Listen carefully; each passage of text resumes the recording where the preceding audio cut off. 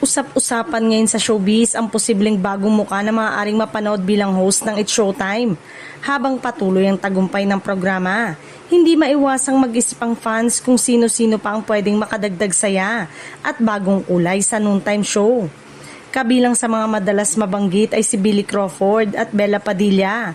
Si Billy ay subok na sa hosting at may natural na rapport sa audience. Habang si Bella naman ay may wit at charm na pwedeng magdala ng fresh vibe sa programa. Hindi rin mawawala sa listahan si Luis Manzano na kilala sa kanyang mabilis na banter at kakayanang magdala ng anumang segment.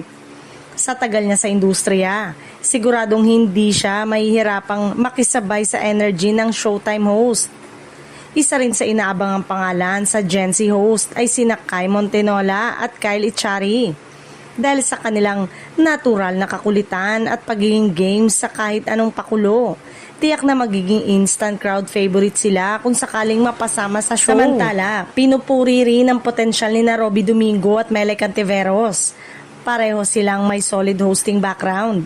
Si Robby sa pagiging articulate at si Mele naman sa kanyang likas na pagpapatawa na swak sa masa. Hindi rin pahuhuli sina Jenica Garcia at Empoy Marquez na parehong may kakaibang charm. Bagamat mas kilala sa ibang larangan, may potensyal silang magbigay ng bagong flavor sa show kung mabibigyan ng pagkakataon. Sa dami ng pwedeng pagpilian, isang bagay ang sigurado. Ang magiging susi sa tagumpay ay ang chemistry sa kasalukuyang host tulad ni na Vice Ganda at Vong Navarro. Kapag nag-click ang timpla, panibagong level ng aliw ang tiyak na mararanasan ng madlang people.